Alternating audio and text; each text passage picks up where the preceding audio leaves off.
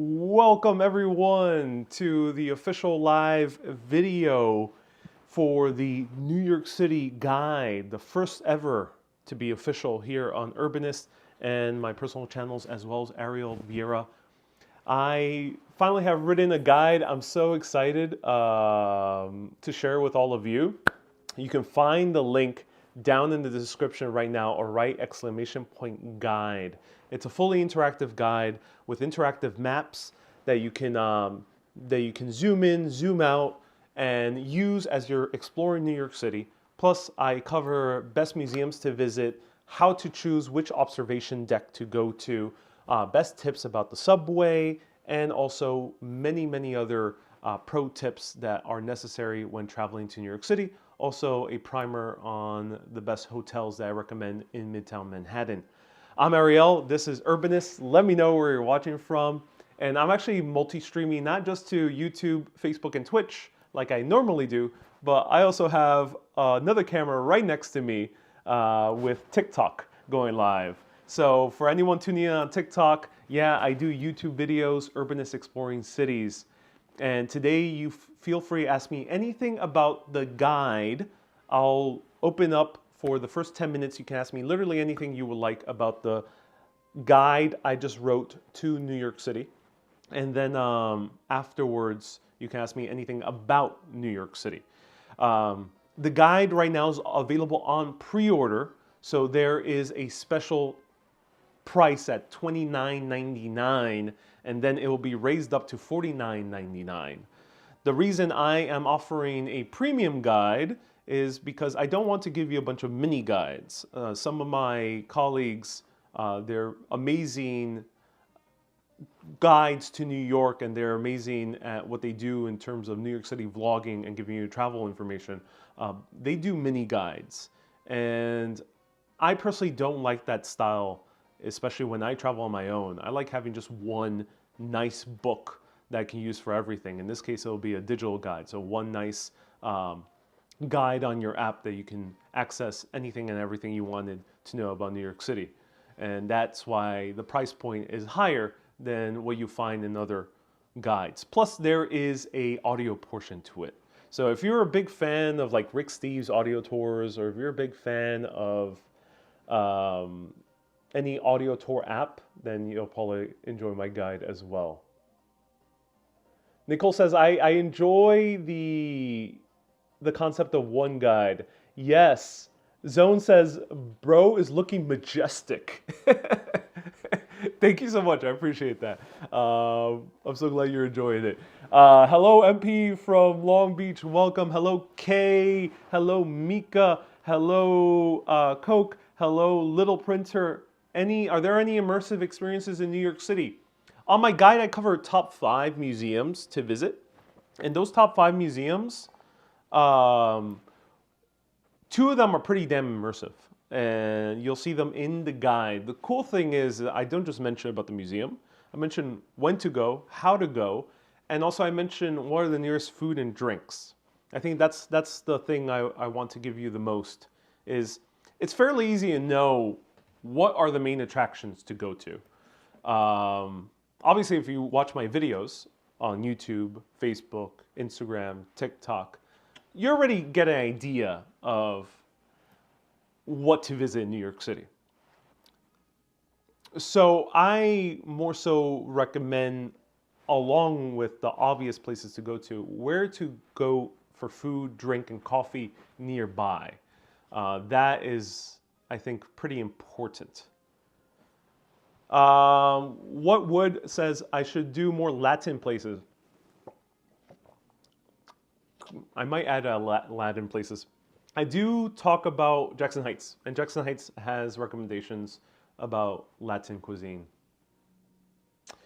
Hey, Jordan from Canada. Hey, man, Anonymous dude, nice to see you here. So glad you changed your name and no longer are Anonymous.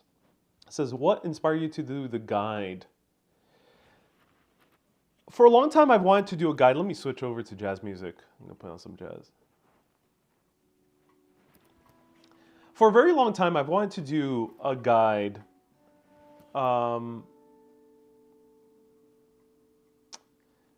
Two things have prevented me from doing it. I love writing, but I've never been a fan of writing practical information. So it just did not come naturally to me to want to write a practical guide. I still don't intend on being a Rick Steves. Some people, I'm honored when they compare me to Rick Steves. I'm so honored. Thank you so much for doing that. But I don't aim to be a Rick Steves. But I do know that I make a lot of videos that have a lot of information. And when I talk about them, when I chat about them, people really like the food recommendations, the coffee recommendations, the museum recommendations, the odd recommendations like great train rides to do, which other guidebooks don't cover. I think my colleagues also don't cover that on YouTube. So I realized I needed to put into a guide. So the two things that really changed it up for me, and right now let's give a round of hearts to my friend Liz. Liz helped me write the bare bones of the guide, and then I filled out the rest. And then beyond that, I had the wonderful team at Thatch, which is a app company, and they told me that they have this app where it fully integrates maps, audio guides, and locations all into a easy digital app that you can just pull up and use on the go.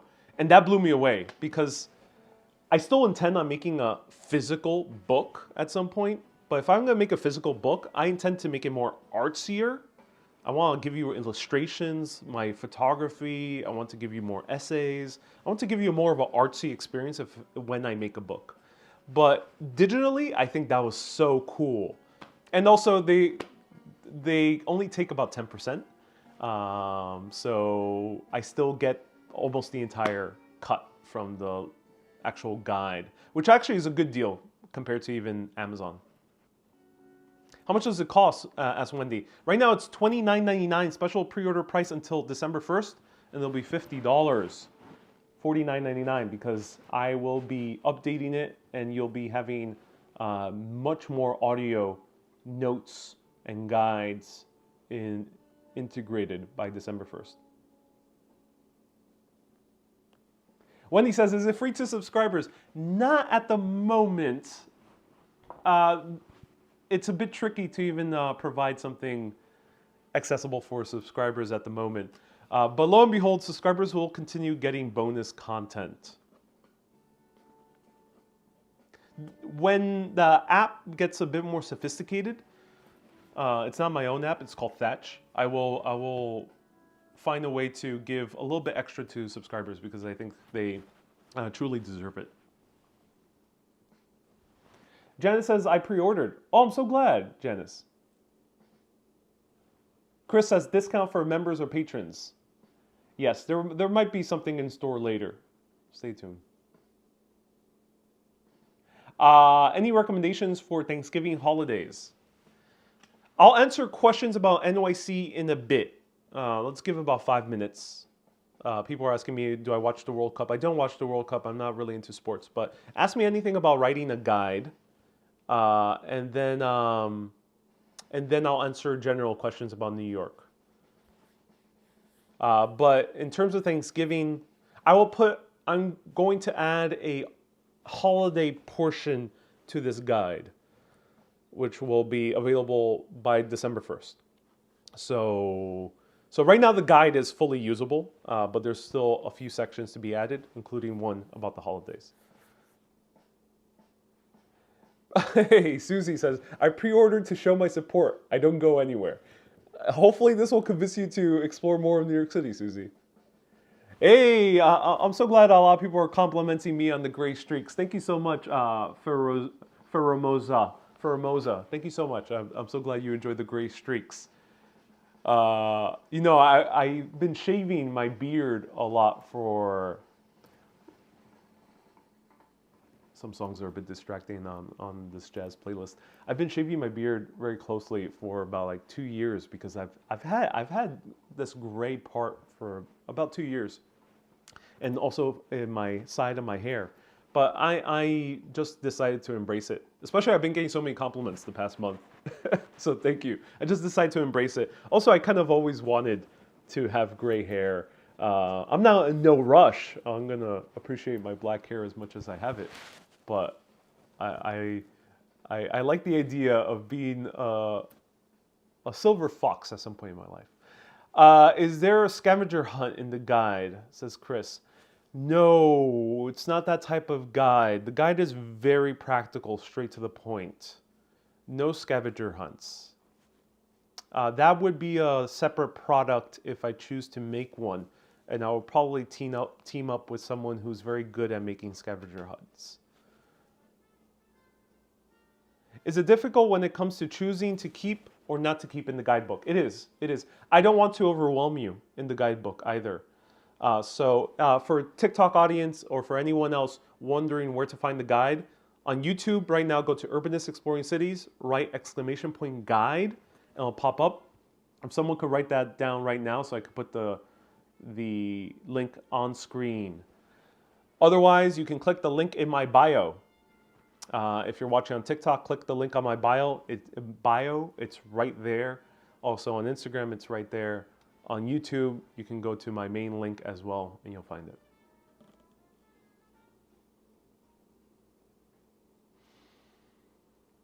Have you done Rubber Moses in New York?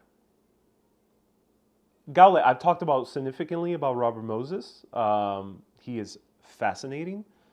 I aim to make more videos of him. Is he in the guide? No, not really. You would want to visit the top places of Robert Moses's urban planning. I don't think they're so pleasant to visit. Raynette says, how big is the guide? Right now it's 15 pages long. And I have upwards of 80 places featured. So let me pop up a few screenshots of the guide right now. If you're watching on TikTok, you can hop on to YouTube to see the screenshots that I'm posting right now. So this is the cover. Let me know. I'm tempted to rename it into the New York Urbanist. But that name isn't so searchable. I don't want to just appeal to urbanists, but anyone who's traveling to New York. So let me know what you think. And I might do a different cover, illustrated cover, if I find a very good illustrator. But that is the guide. Let me pop up the information right here. Right now it's called the Essential New York City Travel Guide. I have 71 places recommended there. That means 71 places as you're exploring New York City, mostly centered in Manhattan, Queens, and Brooklyn. I focus on those 3 boroughs because those are the boroughs most people will be visiting, especially on their first trip. And right now I have 11 links, but I have actually a lot more. But I have links to all the videos I'm offering in the places. So if I recommend a place and there was an Urbanist video on it, you'll find the link to it in the place link. And it's a fully interactive map and about 15 pages right now of actual information. For example, this is the information that you'll see. I have a section, the best neighborhoods to visit in the outer boroughs. A lot of people only go to Midtown Manhattan or downtown Manhattan. That's basically the only 2 things they do. They forget the outer boroughs. They even forget Lower East Side and East Village too. But they forget the outer boroughs, and it's a bit of a shame. So I recommend the best places to visit in outer boroughs. And I am writing this for the first-time visitor. Like, I'm keeping the first-time visitor in mind. So the places I'm recommending are pretty easy to visit. And they're accessible via subway. They're accessible via taxi if you choose to take a taxi. And they're very easy to walk around, and they're very safe areas. And there's a lot of food options, and you don't need to know everything in order to visit them. Anton says the sound is weird. Let me know if you guys still hear me correctly.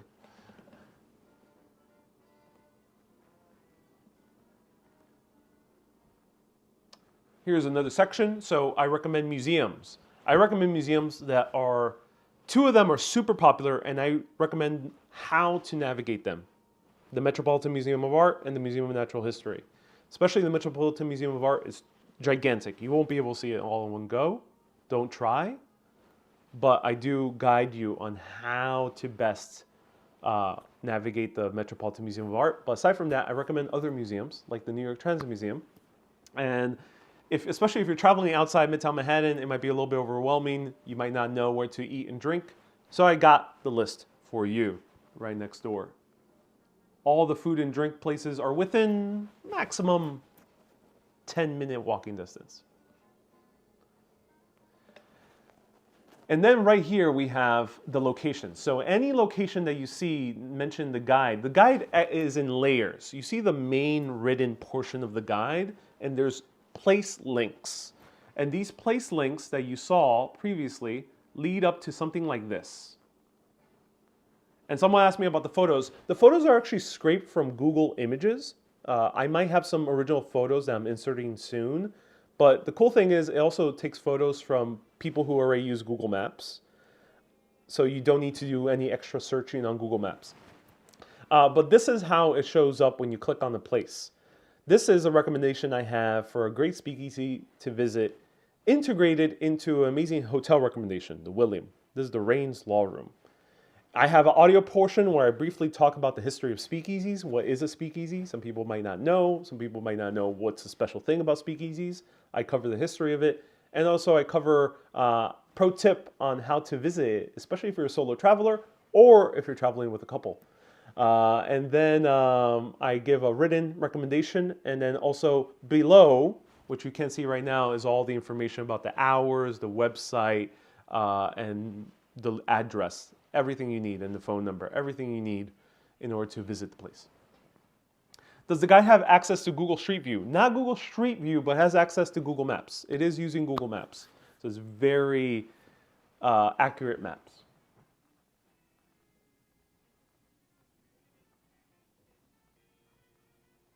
And then let me see what else I could pop up here. Right here. So the cool thing is, the other layer to this guide is the map. And this is what convinced me to finally write the guide. So round of hearts to my friend Liz, who helped me write the skeleton of the guide based on the way what we chatted. And then thanks to Thatch, which is the app company. I'm not sponsored by them or in any way. They're just providing a service to put my guide somewhere online in their app, and there I can provide you a really cool service without me making an app from scratch. So here is the map portion. All these maps are from Google Maps, so you'll know they're accurate, unless if you're in China, but this is not a Chinese guide. So the maps are all accurate, and you can zoom in into the locations. Just like if it were Google Maps, it is Google Maps. It just only shows my recommendations. That means you don't need to have a map that's too busy as you would use in normal Google Maps. And you can sort by type. So I recommend places to eat. I recommend things to do. I recommend places to stay, hotels. And I recommend, soon I will be recommending a few shopping recommendations as well. That'll be up by December 1st. And I recommend coffee and bars. Those are kind of the main things I recommend. You can sort by them. So if you really want to know what's the nearest coffee shop, wherever you are in Manhattan, according to my recommendations, there it is.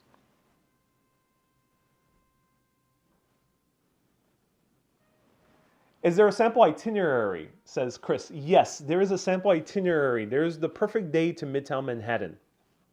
And as time passes by, I will add an itinerary or two, judging by how people receive the guide. But yes, right now there's one itinerary, the best day in Midtown Manhattan. And then I also recommend the best scenic train rides as well. John says no recommendations in the Bronx. The Bronx will be added at some point.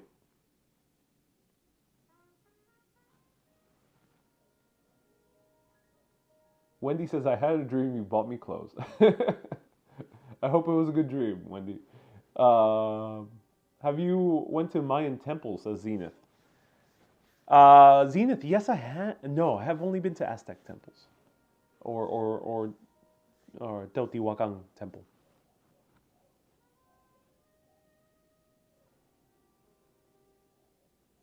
Melanie says multiple itineraries would be great. I'm struggling to put together mine right now. Okay, so let me know what itineraries can I do for you. I have Midtown Manhattan because I think that's crucial. Bubbly is asking about City Pass.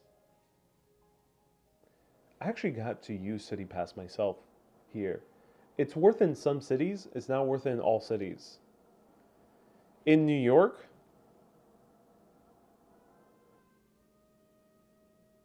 if you're from the tri-state area, meaning New York, New Jersey, or Connecticut, not worth it. Because residents of those states can get discounted museum admission or free. If you're a member of the Board of Education, Department of Education, if you're a teacher or kind of a member of law enforcement, I think also it's not really worth it. But anyone else, it might be worth it if you're from anywhere else in the US or international. Yeah. It really does depend. It depends on one big thing. Do you intend on going to a lot of museums? If you don't get the City Pass. If you do, then the City Pass is worth it. Hey, Max says, Rick Steves, I'm the next generation. uh, I would love to build Urbanist beyond myself and have it providing you with amazing travel advice. That would be amazing.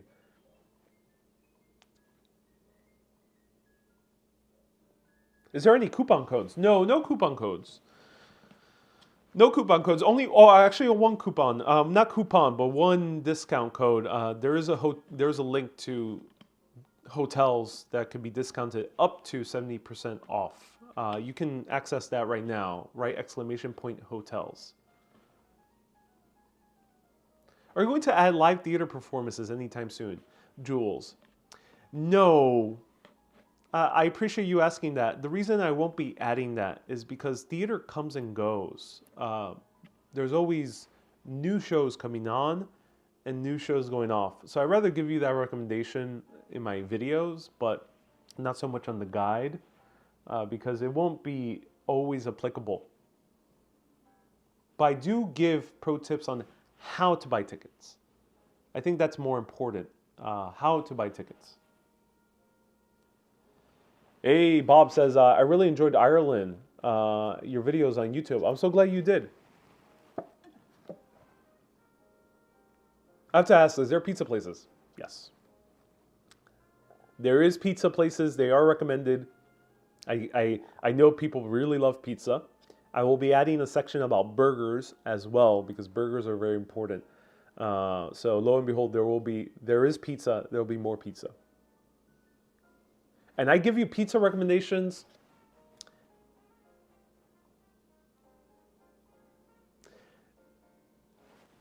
I want to give you a guide that is unique, that is very urbanist. Right now, in the world of New York City vlogging and blogging, there is a gigantic plethora of guides.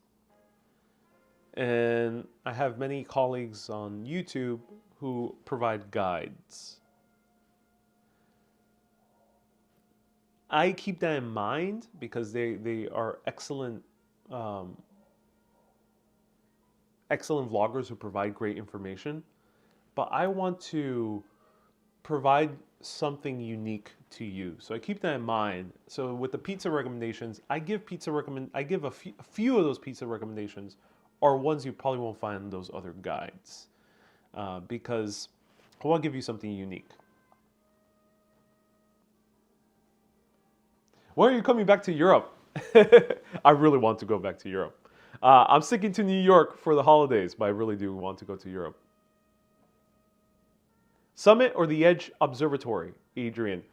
It's listed in my guide, but in essence, so pro tip, the guide is for sale. It's for people who want the convenience of everything in an app that is interactive.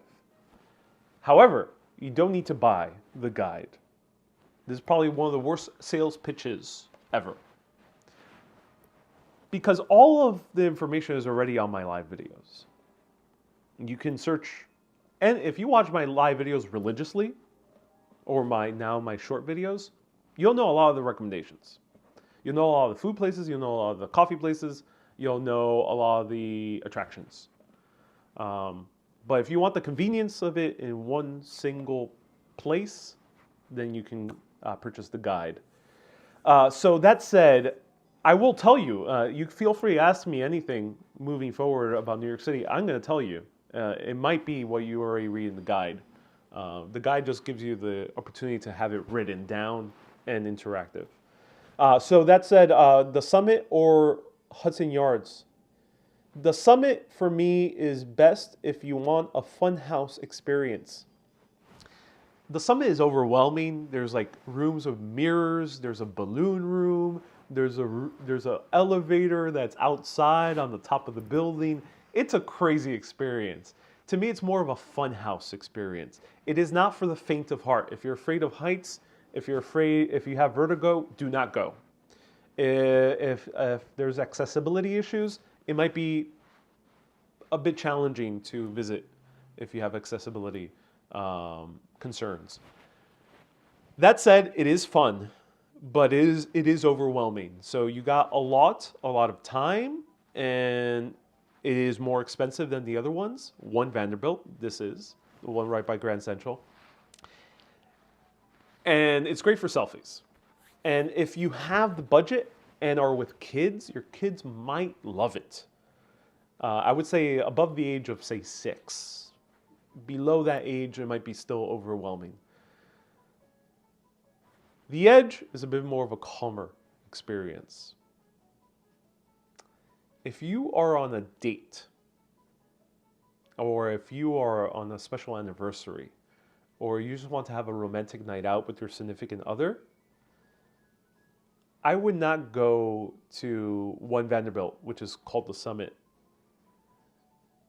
It's a bit too much. I would recommend going to the Edge. The Edge is, in my opinion, far more romantic than the Summit. And the Edge is just particular. It really does feel like the balcony to the entire city, and it just, you have the entire city before your eyes. And there's an integrated bar, and the bar is very fun. They have a good selection of ciders and wines and a few beers. So it is just, and there's like a restaurant or two. I think there's at least one restaurant. And it's amazing. It is a truly calming, all-encompassing New York experience. So I would recommend the Edge at Hudson Yards if you have to choose one. If you have the budget and want something crazy, go to the Summit. Hey, Radion says, hey, off topic, love the beard. Thank you so much. Have you been to Baltimore? Not yet. Wow, I just want to tell you, you deserve a TV show. I love your content, says Rule. Oh, I'm so glad you do. Okay, so I hope that helps. If you have any other questions, feel free to ask. If you just ask the question, ask again. I will answer it. The observation deck that's best for people with vertigo or fear of heights, or if it's very cold and you want to be somewhere warm, is One World Trade Center. Is the Rainbow Room good? I haven't been. I don't know. So I recommend places I've been to. So if I go to the Rainbow Room and I enjoy it, I will add it to the guide, and maybe I'll even do a video on it as well. What cultured food surprised you for being really good? Says AJ. I'll stick to New York. In New York, I think the best food, best ethnic food, but my favorite top restaurant in New York City is Cafe Mogador in the East Village and Williamsburg. That is also on the guide. Otherwise, in general, the best ethnic food in New York, I think what really sticks out is Chinese food. Not Chinese American food, but Chinese food. You'll find a lot of great Chinese in Flushing, Main Street, in Chinatown here in Manhattan. Rula says, have you met Trump? No, I've never personally met Trump. I don't think I've ever seen him in New York City. Does your guide automatically placed in Thatch? Mika, yeah. The guide is on Thatch. So when you buy it, you'll be buying it through Thatch. You can use your web browser on Thatch, or you can download the Thatch app. Can you download the New York Times building? Can you tour the New York Times building? I would love to. I got rejected once by reaching out. I remember it was a weird rejection. Yeah, I forgot what they said, but I remember I did not like it.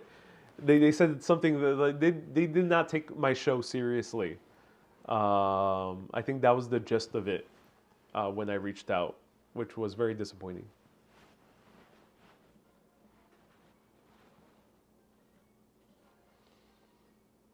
What hotels do you recommend in Brooklyn? I don't have personal experience with hotels in Brooklyn, Nugs. Thank you so much for asking. But I do recommend the White Hotel for the rooftop bar. I haven't been to hotels in Brooklyn, so I can't recommend you anything yet. But maybe I'll reach out to hotels and actually personally go there and stay. Stay tuned.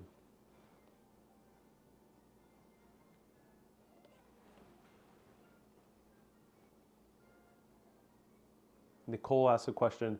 Question for categories. For example, the Heidelberg restaurant is in the categories drinks. Does that mean you can only have drinks? Yeah, Nicole, that's the tricky part. So this happens even on Google Maps. The categories are scraped from Google Maps. And sometimes in Google Maps, when you're searching for a place like the Heidelberg restaurant, it lists it as a bar, not as a restaurant. The reason for that is because, in essence, it is a place to go drinking, but there's also great food and there's sit-down service. So, yeah, some places might be missed, not fully well categorized.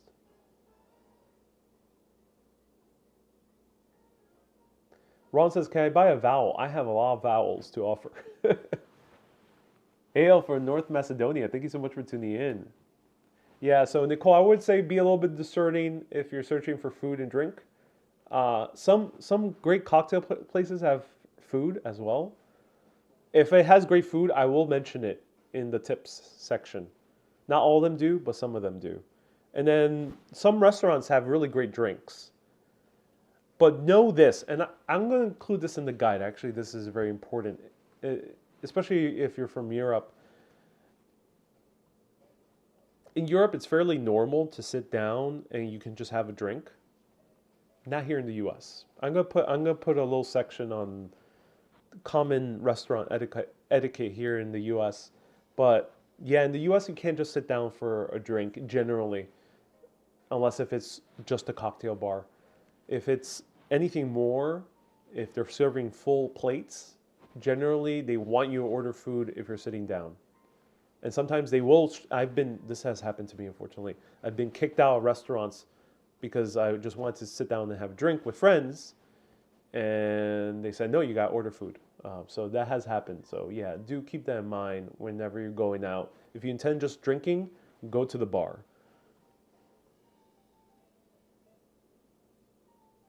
Have you been to Rolf's? I have been to Rolf's. The food did not impress me, but the decorations are amazing. So I might include it in my Christmas section on the guide. Janice, that's a great question. But yeah, Rolf's I would recommend it for the vibes, the look, the aesthetic. Not so much for the food. Heidelberg, in my opinion, is a better German restaurant. But it's not as Christmassy. Rula says, no need to feel bad for not tipping in Estonia. Yeah, and I think a lot of people want me to add a section on tipping. Should I add a section on tipping? Because a lot of people ask me about tipping. In essence, you have to, generally now 20% is what is socially acceptable. Where can you go for excellent Thanksgiving dinner? Asked Jules. That's a great question. Rule says, I just want to tell you, you deserve a TV show. I love your content. Oh, thank you so much. That's an excellent question for Thanksgiving. I don't know fully because I generally have Thanksgiving with my family. I think me and my family have only gone out for Thanksgiving once, ever. And that was going to a place called Havana, Cuba in Times Square, which was good. There's very few restaurants open on Thanksgiving in New York City. It's going to be tough. It's going to be tough. I don't know where to go for Thanksgiving. Perhaps I will investigate and put it on the guide. If you have recommendations right now of a place I should check out that is generally open on Thanksgiving, do let me know. Christy says, pronounce your name, please. Please pronounce your name. Christy, it's Ariel. Not Ariel. Chris says, do you have some mapped walks? No, I don't have mapped walks yet. But I do have, I have neighborhood recommendations and they have food recommendations. I rather not give a mapped walk at the moment. Stay tuned. Maybe I'll add that, but no, not at the moment. But I do give a lot of recommendations within neighborhoods. Jordan says, sorry, I couldn't hear your name. You guys want me to say my name again? Maybe a second time will help. You're great. I enjoy everything you do, says Catherine. Oh, so glad. Do hotels serve Thanksgiving? I don't know. You know, that's a great question. I'm really not well versed in that area. I wish I were armchair guru. I don't know. User says 11 Madison Park. They're open for Thanksgiving? I'm kind of shocked they are, but maybe I'll look into it. Thank you so much, user 85666778910101011.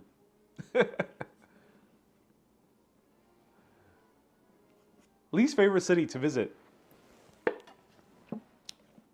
Archie, the least favorite city I've encountered,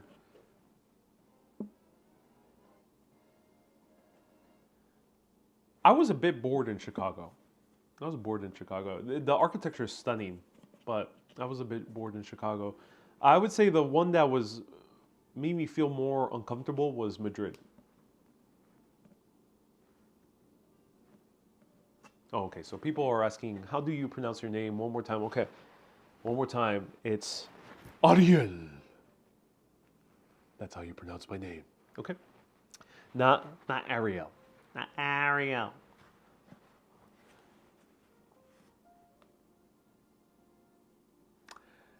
Jordan says, interesting. Hey, how do you like using the Thatch platform? Inkspire Life. Hey, Inkspire Life. Thank you so much for tuning in. I'm loving it. It made me excited to write a guide. Truly made me excited. It brought me a lot of inspiration. Hey, Shivi says, I'm off to Nice tomorrow. Your summer videos made me excited. I'm so glad. if this guide proves to be very successful, let me know. Would you want guides to the cities I've covered in depth before, or the areas of Europe that I've covered? Let me know if you want that, because I could in the future provide a London or an England guide in general. I think an England guide would be very interesting because there probably isn't that many digital England guides written by an American. Probably a lot of them are written by English people. So let me know. Wendy says nearly 200K. Yeah, I'm about to reach 200K subscribers on YouTube. And about 100K. I'm getting close to 100K on Instagram. Yeah. I'm excited because I work a lot. I just realized today I haven't had like time to just not do anything. I haven't had a vacation nearly in 6 years. And I love what I do. I mean, that's partly why I do it. It's partly why I put so many hours into it. And I've been editing, and now with the huge success on Shorts, Ron says I should do an unboxing of the silver button. I probably will do, Ron. Yeah, I got it shipped over to my family's home because I'm right now in between apartments. So if during Thanksgiving, I might do a short live video on unboxing the silver button. Stay tuned. I might announce that this week. You had 3 months and a half of vacation, says Nicole. Nicole, it feels like a vacation, but for me, it isn't. For me, it was work. It was a lot of work to travel 3.5 months. By far, amazing work. I am extremely privileged and honored and excited and happy and grateful that I was able to go to Europe for 3.5 months. But a lot of that was work. Planning the live videos, buying SIM cards, traveling between places, going on tours, editing the videos, the short videos. My short videos are edited, and editing takes them a while. They might be a minute long, but I try to cram basically a 10-minute video into 1 minute. So that takes a lot of finesse.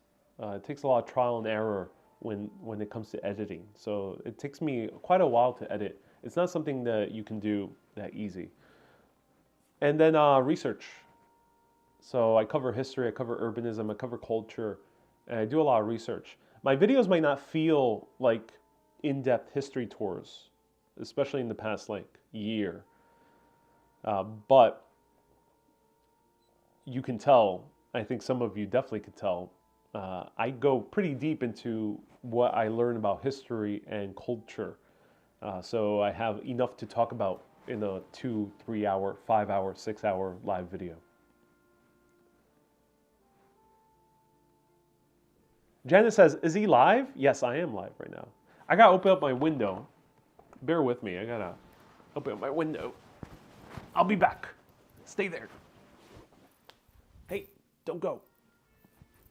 Hey, no, you, no.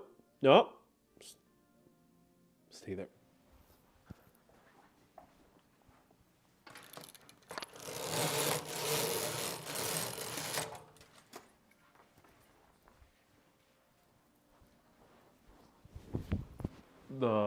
The sun was hitting my eyes earlier, so I had to close the window.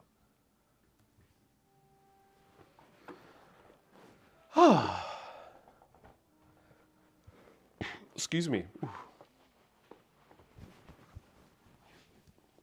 Susie says, love the gray sofa. I'm glad you do. It's very comfy. It's a very comfy gray sofa.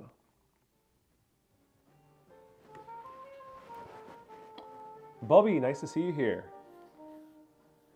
if I missed any questions, feel free to ask me again. I'm so glad people are asking questions. I'm so glad I got a lot of people buying the guide. I think it's upward of 20 plus people bought the guide. That is amazing. Thank you so much, everyone, for buying the guide to it. If anyone could right now write !guide on YouTube and put the link. If you're on TikTok, go to my link in bio right now and you'll find it. Jewel says, what's for dinner tonight? I bought myself a chicken parm sandwich, which is right now in the fridge, and I will heat it up on my oven.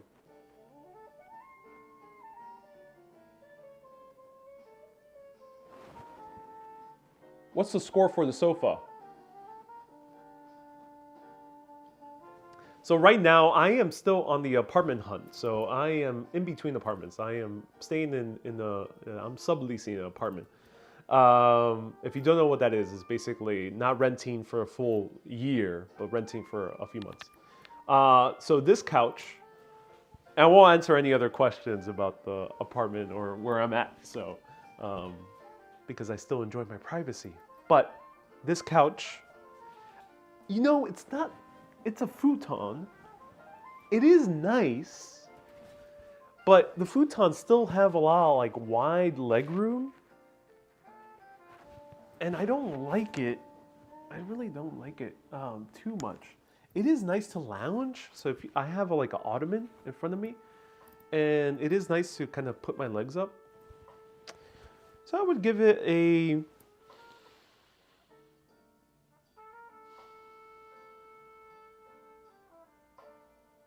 5.8 out of 10.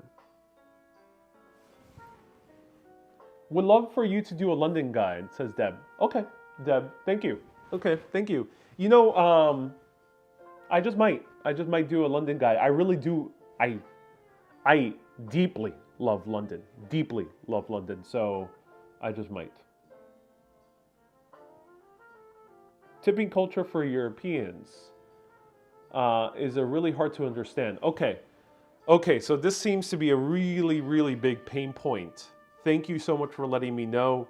I will be including a section about tipping and restaurant etiquette because I think this is why I think I offer something that maybe other guides might not offer. I have extensive experience traveling to Europe. And this is important, and I come from a Latin American background. So those two things combined, I have experience with seeing a culture that is different from American culture and seeing the stark difference, especially when it comes to typical tourist things. To people who might not have as extensive experience in Europe, they might not get why it might be weird for Europeans coming here sometimes. So like there are faux pas and there are strange there are American customs that might seem strange at first if you're coming over from Europe or from parts of Latin America. I can't speak for other continents around the world, but I can speak from that point of view. I know, or I already know a portion of how it feels for a European looking at America, coming to America. So thank you for that. I will add a section about restaurants and tipping because this seems to be something that a lot of people really want.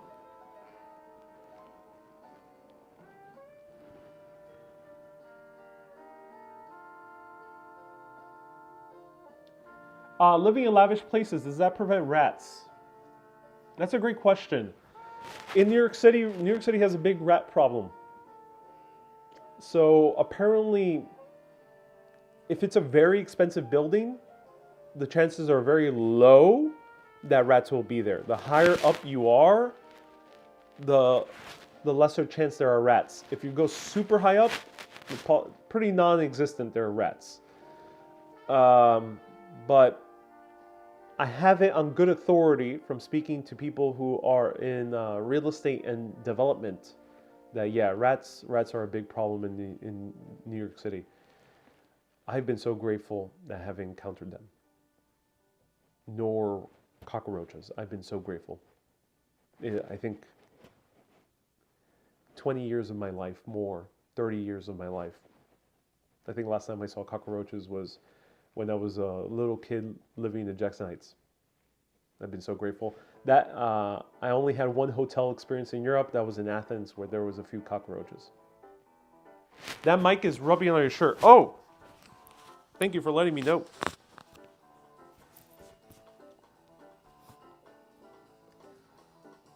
Bed bugs, no. I had a bed bug experience once. I went to a movie theater.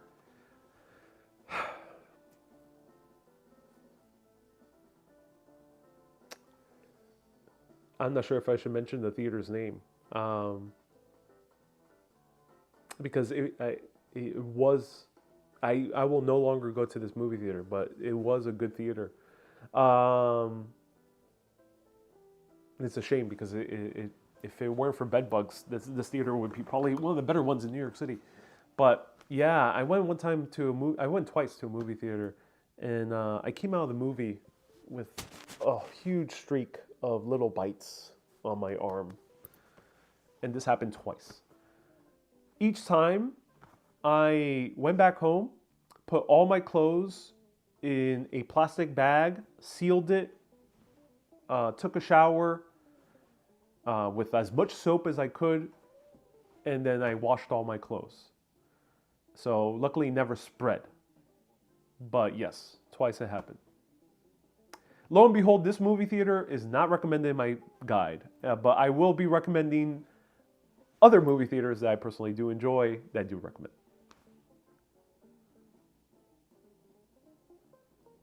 Are you sunburned? Says Sebastian. No, I'm not sunburned, Sebastian. So, Sebastian, and people who are wondering, I get people sometimes who message me. They're very concerned. I was like, Ariel, you're very red.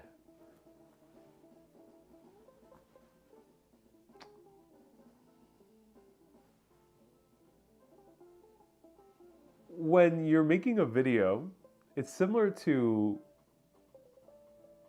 public speaking. And a large portion of people who do public speaking get flustered. It's normal. There's a flush. Especially when I'm doing a live video where I'm sitting down and there's a lot of comments, I get a flush. And sometimes I get a flush due to having too much cheese or milk because I'm slightly lactose intolerant slightly, or some other small allergy like dust. Unfortunately, the apartment right now is a bit dusty, and then beyond that, I just get a little flush when I'm doing a live video, especially if I'm sitting down. You know, it's a lot of pressure. Obviously, I'm not going to crumble under the pressure. I'm a professional. I'm a professional entertainer. I'm a professional live streamer and content creator. So I'm not going to crumble over the pressure, but it is a lot of pressure to be speaking for an hour straight. Right now is an hour straight. I don't see a face. No one's in front of me. I'm speaking to a camera, to two live video feeds right now. So it is an awkward position. Practice makes perfect, but it's still kind of like a lot of attention. So yeah, it's a natural flush.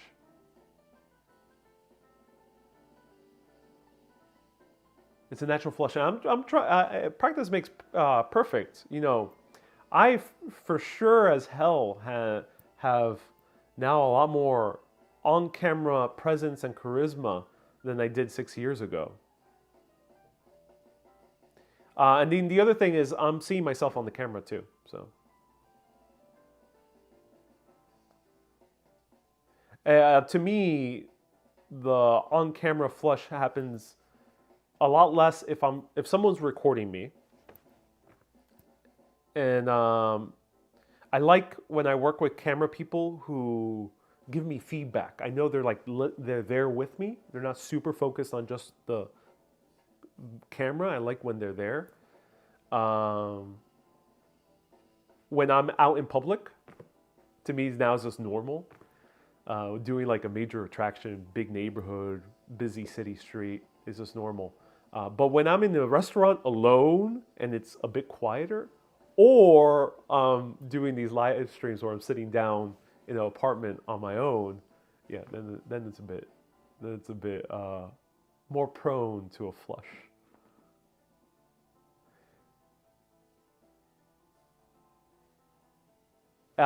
Hey, hi, says, I love your videos. Oh, I'm so glad you do. Thank you so much for tuning in.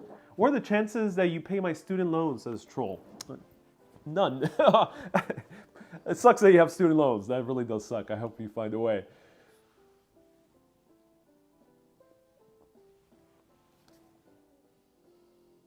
Caroline says, I think you handle yourself beautifully. All about poise and control. Yes, all about poise and control. The important thing is to embrace it. So if I were to give a public speaking tip to anyone out there, don't rely on drinking. That can get very dangerous very quickly. And this has happened to some of the best speakers. One of my favorite speakers in the world is Alan Watts. I think he passed away in early 1980s.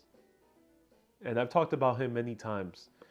You can find many talks he'd done because people used to record his talks. He was such a compelling speaker. He spoke without any notes, any script. He spoke extemporaneously and beautifully. It was about spirituality. He was credited for making Eastern spirituality popular in the West. So basically any personal development teacher or guru you now know nowadays that talks about some Buddhist principles, meditation, Zen, anything like that, you can thank Alan Watts. But Alan Watts, like any human, was complicated. And before his talks, he was known to drink a few glasses of red wine. Unfortunately, he abused it. So he was an alcoholic. And that did suck. Luckily, it never really affected. There's only like 1 or 2 talks out there that you can listen to him and you can actually tell that he's drunk. And it ruined the speech, but otherwise all his speeches were amazing. So it still worked out. He still gave so much value to the world, but he relied on alcohol. So a public speaking tip is don't rely on alcohol if you can't. Don't rely on alcohol. Don't rely on drugs. Don't rely on. It's okay. Maybe a little bit of coffee perks you up. Maybe a peppermint tea might calm you down. Lavender tea. But do beware of getting dependent on anything if you're a public speaker. Someone just mentioned Valium. I think it was. Someone mentioned it earlier. Yeah, Valium. Yeah, there's much harder drugs. So don't rely on that. I would recommend to be present. Oregano, says Wendy. Yeah, oregano. There's a famous extemporaneous speaker about spirituality and futurism on YouTube who has like 3 million followers.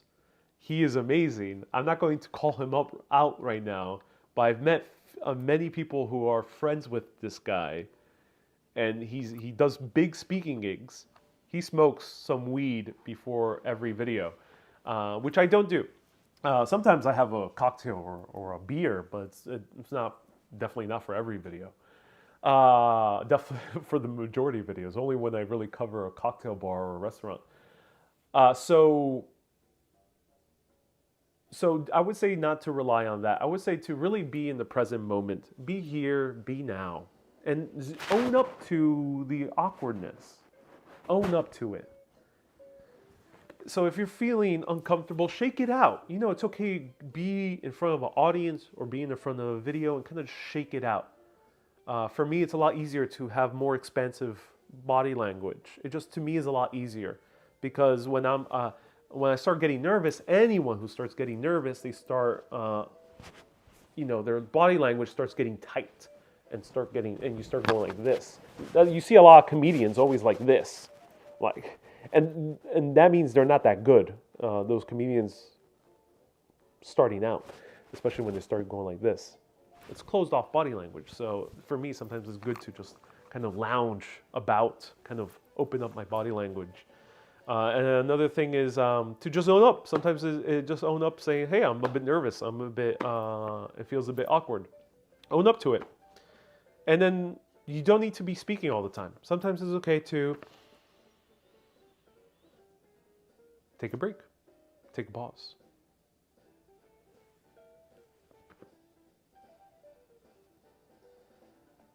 Hey, Cedar says, "I love the videos. What about the Navajo Nation? I would love to go to the Navajo Nation at some point." So I hope that helps. Good writers keep your interest going and have the ability to get you out of your emotions, says Carmen. Yeah, that's right. Public speaking is fascinating, says Jordan. Yeah. You're so wholesome. That's why we love you, says Cynthia. Oh, I'm so glad. Oh, Susie was referring to someone else. Okay, Susie, thank you so much for letting me know. Jordan says, I admire how comfortable you are in your own skin. You're wondering your style and your speech. How does it feel? How does one feel comfy in their own skin? Oh, Jordan, that's like a very kind compliment. Thank you so much, Jordan. That is a very kind compliment.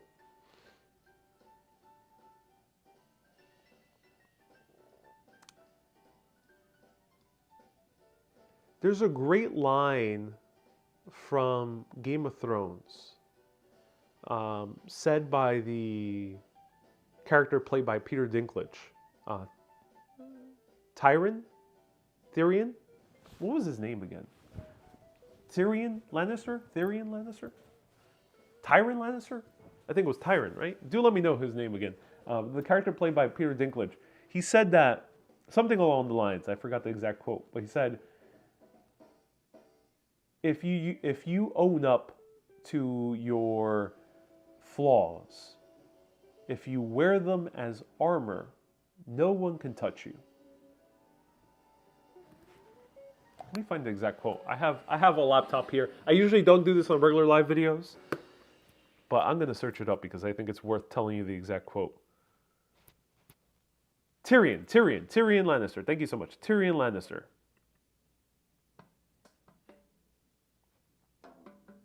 Tyrion Lannister. Let's.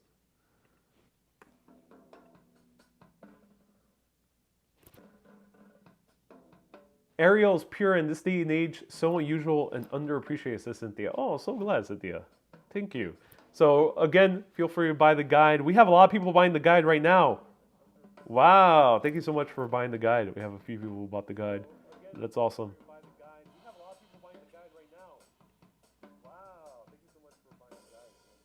So let me actually pin this guide link. Okay, cool. All right, and then Tyrion. Let's search Tyrion.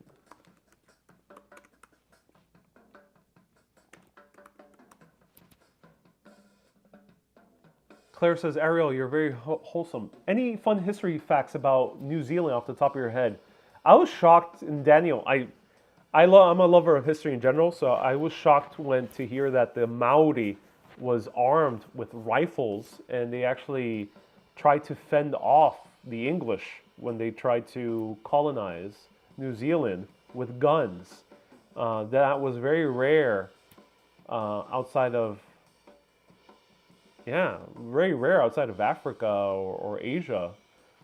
A lot of these islands were not well armed, but the Maori in New Zealand were. Okay, I have the best Tyrion Lannister quotes. Okay, here's what he said.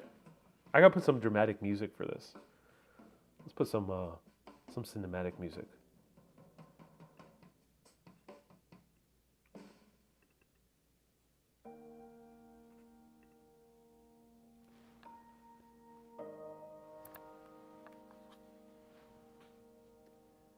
Never forget what you are. The rest of the world will not. Wear it like armor, and it can never be used against you. Tyrion Lannister. I think that's the key for being confident in your own skin. What people deem as flaws or shortcomings. Or some may even say certain qualities of you are offensive. Those are your strengths. Wear it like armor. Make that, lean into that. Lean into your quirks. Lean into what people say you do wrong. Because often life reflects at you the opposite. It tells you you're not this. But what life is really telling you is that you are. People told me, especially when I started making live videos, you're not really that good on camera. You're not good at speaking. You're not good at telling a story. Your storytelling sucks. And I knew, especially when I started getting those comments in mass 2 years ago on TikTok, I knew I was doing something right. I was telling the right stories.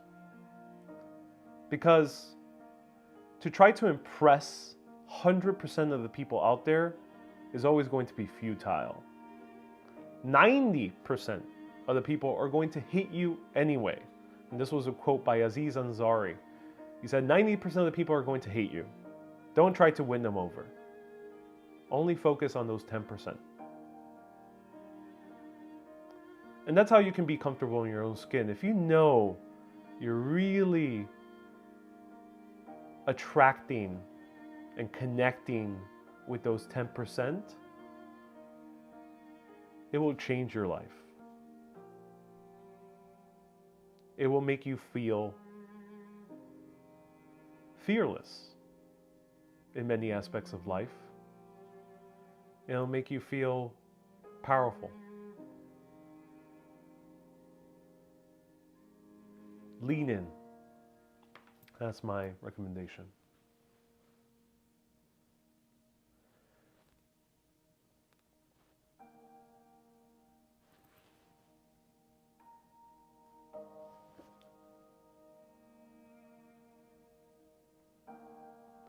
One of the reasons I even started Urbanist was because 6 years ago,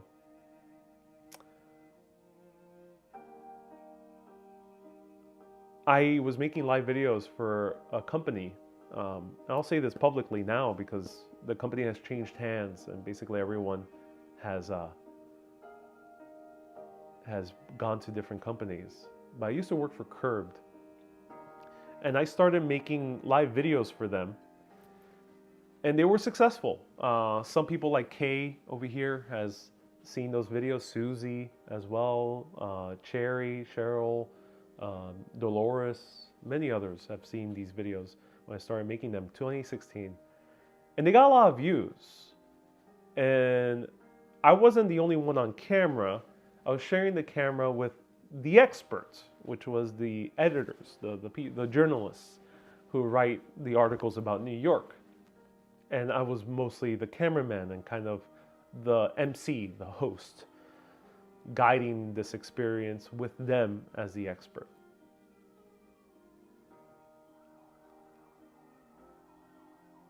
But I had no prior experience on camera. I was not a proven talent for videos. I had very little experience with videos, period. But I certainly was doing a good job. And then I was called in one day by my manager, who by all means was a very good person, but I think she was misguided in this decision. She said, "Hey, Ariel, we don't want you on camera anymore." Basically insinuating that I wasn't the best and that in order to grow the channel, I needed to step aside and let an expert take over.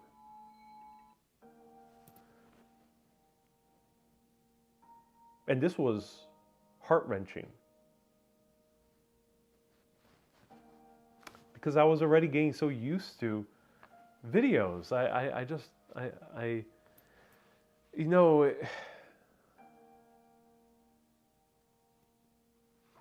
when it comes to entertainment and storytelling, it's easy to get caught up in the glamour of it all, to get caught up in the fame and the attention. So the line is very thin. It's easy to cross it at any moment. But I knew from the beginning that I was giving people some value by telling stories on video, on camera. I knew, because it wasn't really about the fame or the glamour or the attention. It was about the joy, the smiley faces that popped up on Facebook, because this was Facebook Live, and the wow faces and the comments was like, wow, I never knew that. Those are the moments that made me feel like I'm doing something right. I'm doing something that I, in essence, was meant to do here, on this earth, in this lifetime. To entertain, to give joy through stories. So when I was told to not be on camera anymore, it was very crushing, but I was still very inexperienced, and I wasn't confident enough to tell them they're wrong, but I knew they were wrong. So I did a video on my birthday.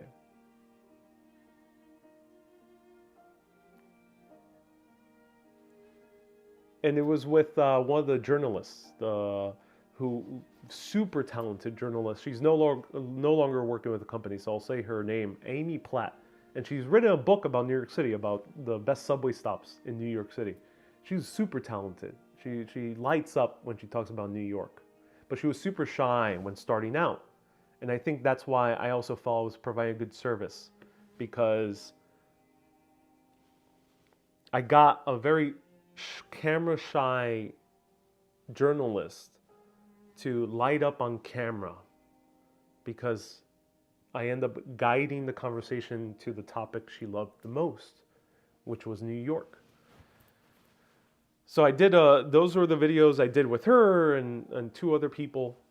And then I had her for that live video, but I wasn't going to be on camera. I wasn't going to even speak. So I was just behind the camera. And she was the only one doing the speaking. And this was on the day of my birthday. And the video went well. It was about Brooklyn Heights. But she asked me at the end of the video, so sincerely, it's like, Ariel, why didn't you join me? And that crushed me. I was like, oh shit. Yeah, I do want to join you. I want to be on camera. She knew it, but the leadership in the company didn't. And that next Monday, because that was a Friday, I celebrated my birthday, had a fun time with friends. I made a vlog, which you can find on my personal channel, Ariel Vieira. It's vlog number 3. You can see that vlog. It was that birthday I celebrated. That next Monday, a few hours into work, in the morning, I called up my manager and I said, hey, we gotta meet. Oh no, actually, it was something else. This person told me that something was wrong with the Instagram. And I decided to tell her then and there, I quit. And I did. No savings, which was a financial mistake. So don't repeat that mistake. Do save up. But I quit without savings, without a plan, without even any proof that I would be successful in video making. But I did. I leaned in. And it has worked out. So lean in. Lean into what you think others might assume you're bad at.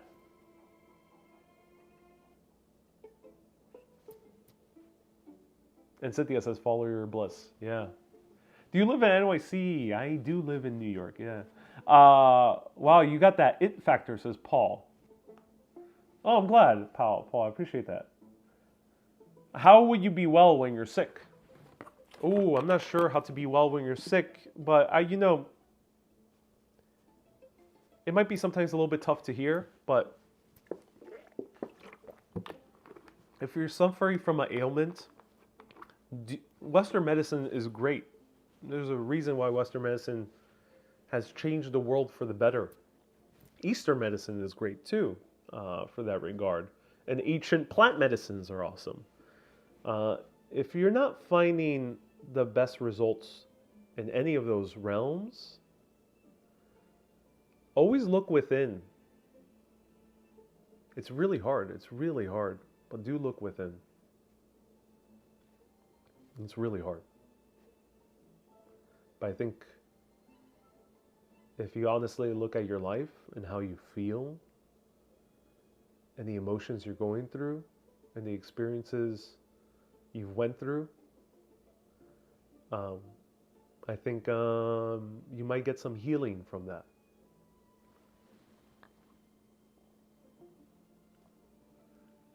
Let's say, Jules says, you're awesome soul, wonderful to watch, and you give it from your heart. Yes. Remember I said that that time you would be better off working on your own, says Kay. I don't remember fully, Kay, but thank you so much. Yeah. Vaguely remember you commenting that. Let me know if you remember the specific video. But I do remember you mentioning that once I started on my own.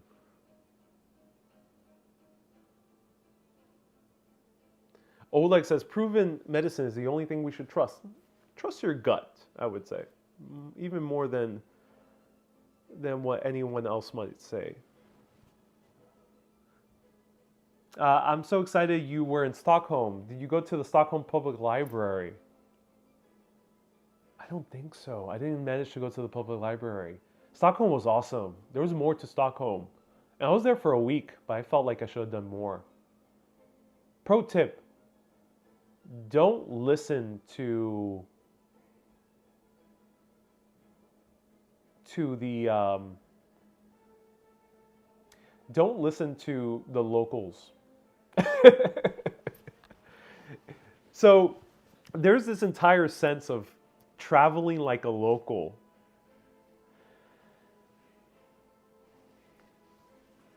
It is fun to travel like a local, but there's a wide variety of cultures out there, and locals sometimes don't know what they have.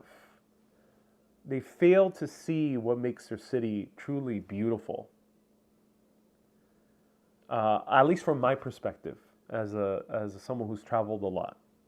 So, if a local tells you, because this happened to me in Stockholm, I mentioned, hey, I was there for 6 days. Even when I checked in to the hotel, the woman behind the counter, who was very nice by all means, and was very decent and very genuine, she said, oh, you're here for long. Why are you here for so long? Because she assumed that there was not much to do in Stockholm. She meant well, but this has happened to me also in Romania. People thought that Bucharest wasn't that interesting. Bucharestians told me this. It wasn't accurate, at least from my perspective. So do be discerning when you get local tips, when you get a local perspective. Because this might happen in New York as well. In New York, some locals don't really know what's interesting about New York. They recommend going to some far-off neighborhood in the outer boroughs, and that might be interesting, for sure, but nothing beats the magic of going to the Empire State Building. Nothing beats the magic of going to the Metropolitan Museum of Art. They're truly wonderful places for very good reason. They're famous for very good reason. How many countries have you been to? Not too many, Asufu. I'm not like other travel vloggers. A lot of people ask me like, so I've gotten comments on YouTube, people saying, "Hey, you should rename your channel to Urbanist Exploring New York because all you do is cover New York." This happened to me in France. "Oh, you should name it to Urbanist Exploring France because all you do is in France." Or Europe, Urbanist Exploring Europe because all you cover is Europe. Or all you cover is UK. All you cover is etc. Any place I'm in. Or on TikTok, people think I should just rename my channel to like New York something. I don't travel like other travel vloggers. Travel vloggers, there's a lot of great ones out there, but they go to a place for like a week or less. I don't like that style of traveling. Maybe on occasion I might go to a place for a week or two, but wow, I love sticking to a place for months if I can, but for weeks minimum. I love sticking to a place for weeks. So that's why I was in France for nearly 2 months. That's why I was in England for nearly 2 months, in Ireland for a month, in Italy for 2 months last year, because I love immersing myself into the culture. Not to be a local, because that's not my prerogative. I don't care too much about the local experience that much. I'll leave that to other vloggers that are very good at capturing the lifestyle of a place. I want to immerse myself into the history, into the culture, into the food, into the interesting bits about a place that even the locals might take for granted. And that's why I stick to places for a long time. That's why I'm not constantly traveling. And that's why I have no intention on amassing a number of countries under my belt. Because you might be well experienced in a variety of cultures, but you're never going to be the master of any. And I love mastering a culture, immersing myself into a place. Touring different places says, "Is it okay if I cry?" Yeah, of course. Go for it. Always okay to cry. Let it out. Panajotis, nice to see you here.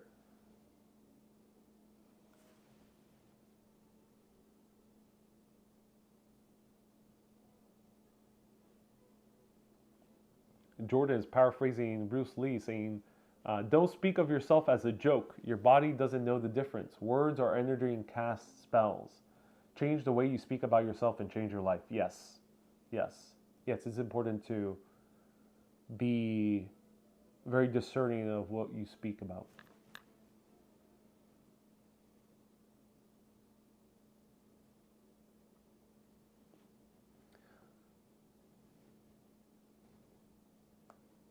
You should write a guide to Puerto Rico eventually. I think I should.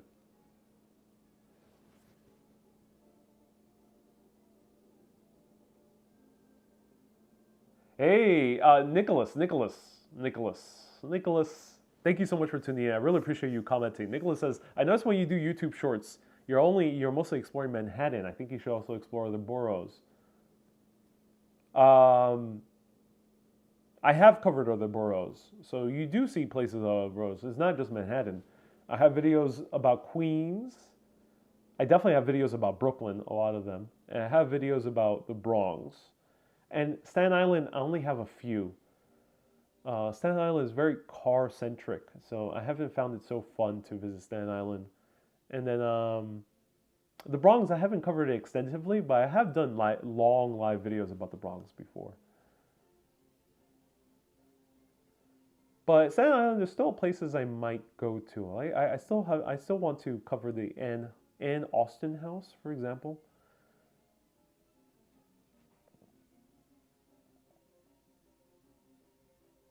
All right, everyone. So I'll stick around for about 20 more minutes. Let me know. Should I stick around for a little while longer? 10 minutes or so? I appreciate everyone tuning in. We got a lot of people tuning in on TikTok as well. Almost 100 people.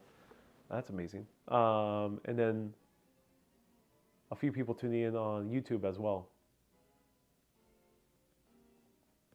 If you asked a question before, feel free to ask again. I can't read every question, unfortunately. But let me scroll back. Do you see expanding urbanists with locals? Not so much. No, not so much. I would love to feature more locals in videos, but the way I see urbanists expanding is by having more more correspondence in essence, more people like me covering places around the world from their own vantage point.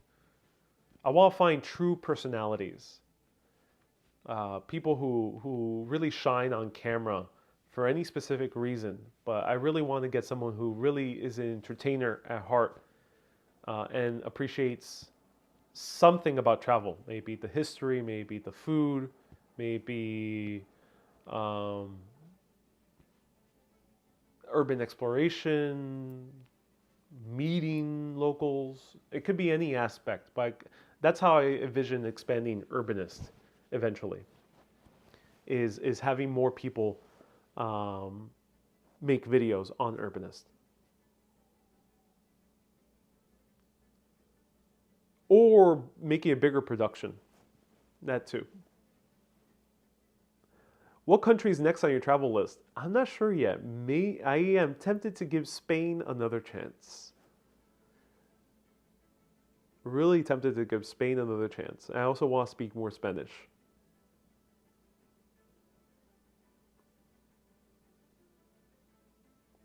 Cynthia says, "Wow, come over here to Staten Island. Let me know what other places should I cover in Staten Island." The Chinese Scholar Garden in Staten Island is pretty cool. Oh yeah, I've had heard of that. That does look cool. When's your movie coming out? I I would love to make a movie by, I would say, in at least 2 years. I want to somehow find a way to make a movie. I don't know what's going to come out, but I would love to do it soon. I when I see movies, I really get filled up with a sense of I want to do this. I want to make a movie. Let me know if that's ever happened to you, where you get a sense of like, I want to do that. I want to make that. A few people have asked this. Angela, thank you so much for asking. What directors you like the most? Darren Aronofsky is one of my top directors. I love The Fountain and Noah. Noah, in my opinion, is one of the best movies ever made.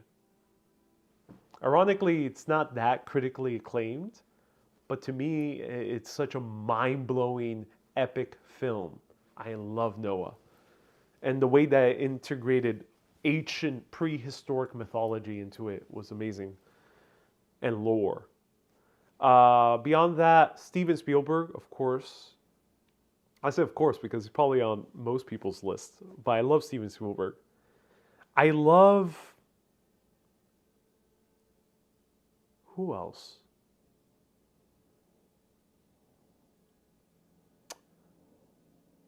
There's quite a few, but I love James Cameron. James Cameron, something about James Cameron is just amazing. The way he made Avatar, Terminator 2, True Lies, Titanic. Oh, wow. Mind blowing. Susie says Scorsese. I do appreciate Scorsese. I wouldn't say he's my top, but I do appreciate Wolf of Wall Street, and I really appreciate the series he did, Pretend It's a City, on Netflix. Oh, that's a great documentary series. Beyond that,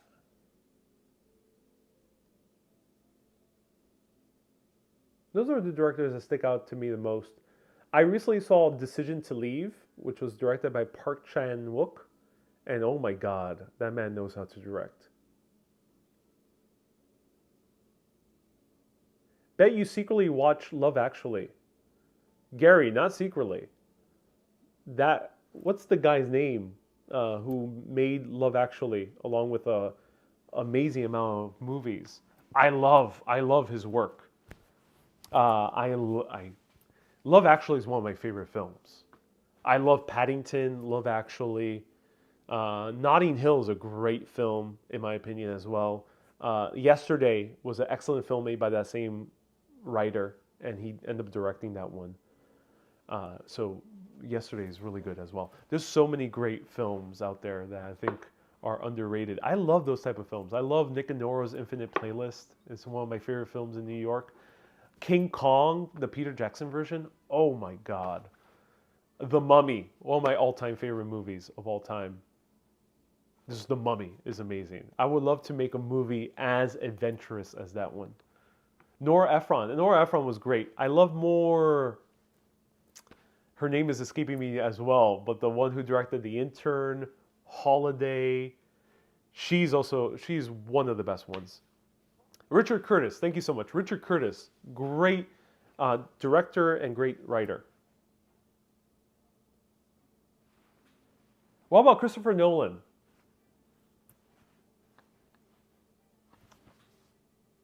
Christopher Nolan is one of our masters in film. Without a doubt, I would say he will be immortalized as one of the greatest filmmakers to have ever lived. But I have one big issue with Christopher Nolan. His films don't have heart.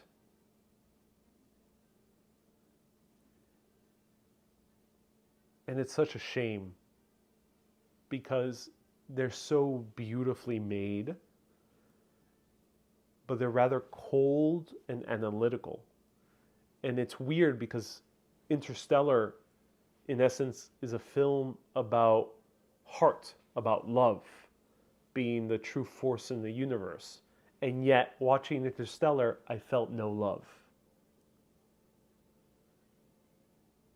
And I love his films. I love watching them, but it just irks me that there's little love in his films. And I love movies with more love, with more joy in them. So, to me, a Paddington is a far more important film than an Interstellar.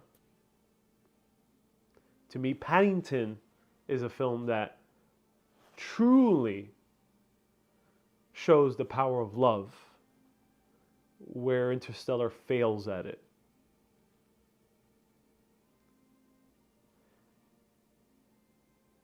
Favorite part of Scotland?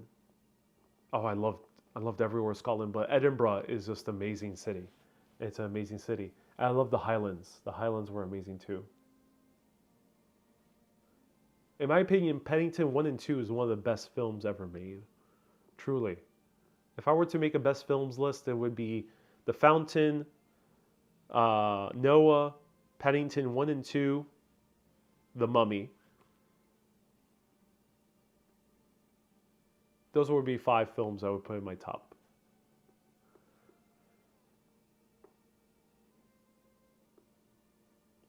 And by no means I'm not a sophisticated film nerd or sophisticated film nerd that watches very obscure art house films. I generally find them rather boring. And then older films, there's some great ones, but I do appreciate the films that have come out in the past 30 years. Nancy Meyers is the other great filmmaker. Nancy Meyers made The Holiday, It's Complicated, The Intern. Oh, she's amazing. She's really talented. That is a woman, she's still living, right?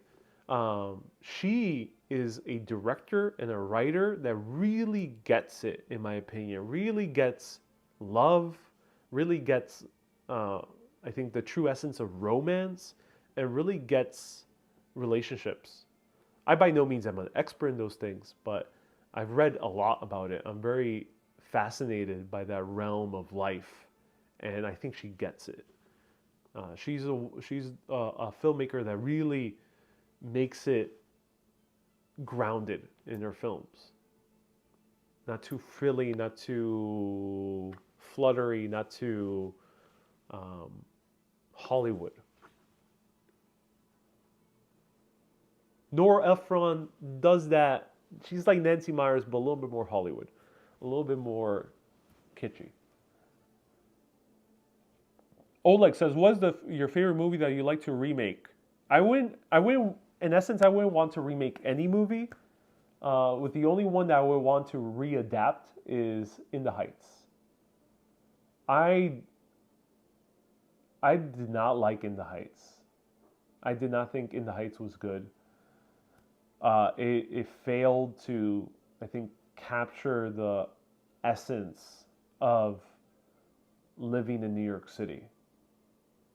Unfortunately, In the Heights was directed by Justin Lin. No, not Justin Lin. What's his name? Let me know the In the Heights director. But this director is known for directing. He did Crazy Rich Asians, and I think he did that well. He did that amazingly well. But In the Heights is too LA. It's too bland, as Chris just said. It was too bland. It's too LA. It was too Hollywood. And that worked for Crazy Rich Asians because that's kind of the Crazy Rich Asians was partly about the glamour of being a very rich Asian, the glamour of going to Singapore. So that Hollywood aesthetic and personality worked amazingly well for Crazy Rich Asians, but it did not work. John Chu, thank you so much, Chris. John Chu was the director. It did not work for In the Heights, in my opinion. It was too Hollywood, too bland.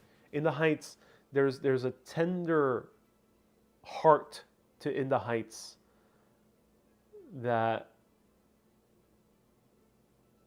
was not present in the film, unfortunately.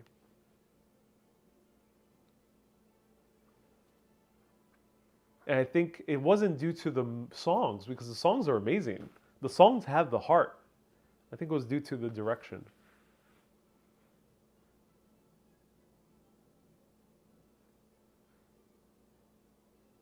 That's an insult to LA. Well, LA is a different city. I think the LA aesthetic does not work well with New York.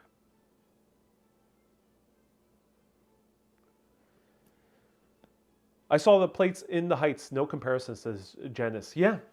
It just the musical really it touches the heart of being a New Yorker, not just a Dominican or Puerto Rican New Yorker, but a New Yorker. I don't think the movie just had too much glitz, and that glitz ruined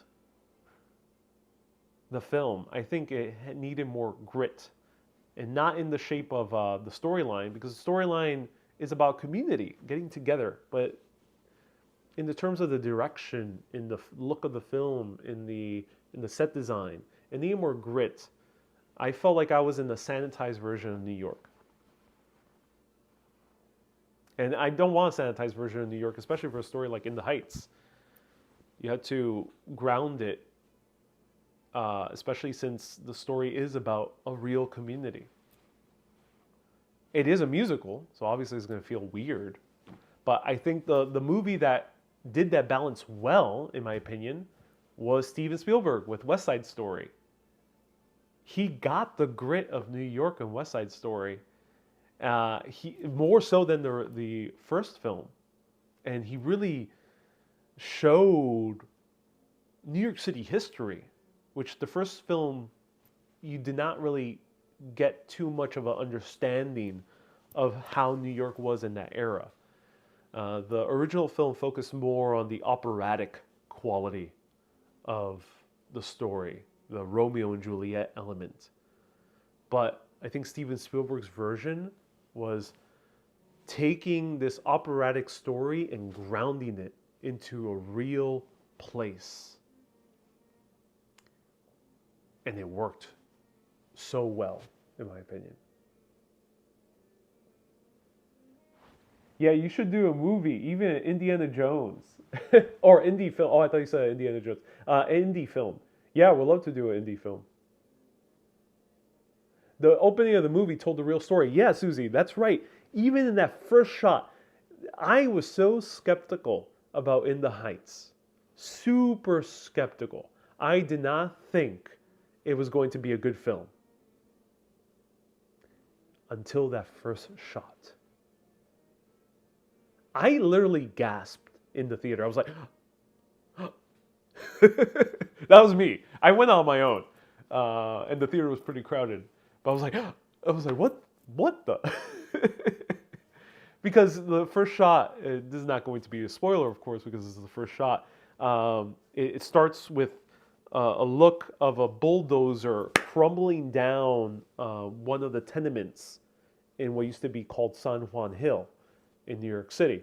And it kind of zooms out, and then you see this entire destroyed urban landscape. And then the song starts. Oh, ooh. Oh, that gave me chills. Just watching that. Oh, I'm going to watch some West Side Story after this. Ooh, that's a good film. In the Heights needed that. It needed the real Washington Heights. Don't sanitize the Heights. There is grit to that neighborhood. There is some crime to that neighborhood. Don't sanitize it. Show that. Because if you show that, then the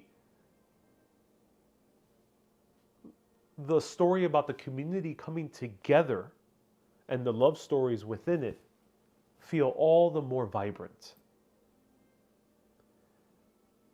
Life is about contrast. If we were living in a perfect life, hey Chris, hey Johnny, hey everyone tuning in on TikTok. Do you like when you visited Cambridge? I visited Oxford and I visited Cambridge. I love Cambridge. Yeah, it was really good. I did visit Cambridge. Yeah. I can't wait to visit Oxford. So life is about contrast. And when you have contrast,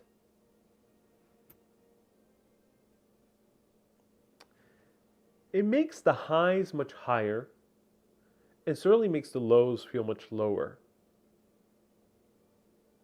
But it's the shadows of a painting that make it vibrant and beautiful. That's why, in essence, Rembrandt was one of the best painters to have ever lived, because he did not master the actual painting the likeness of someone. He mastered the shadows. If you master the shadows, you can show a really full picture. A picture that feels alive. In Rembrandt's case, it was a painting. But in a film's case, it's a movie. You can really show a film that comes alive when you show a little bit of the shadows. The thing is, movies are in either two extremes generally. The problem with Hollywood is that Hollywood tends to be very focused on the sensationalism. And I think this is why Paddington, in my opinion, and people sometimes laugh at me when I keep mentioning Paddington in a serious conversation about film. Paddington, I think, will seriously be remembered as one of the greatest films to ever be made because it mastered this. A film does not need to be all darkness, crime, gore, horror, depression. Nor does it have to be pure frilly Hollywood glitz. If you get that middle part just right, cue the music, then you have a great film.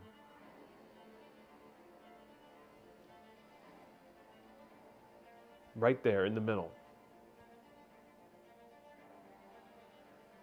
And those are the movies I want to make.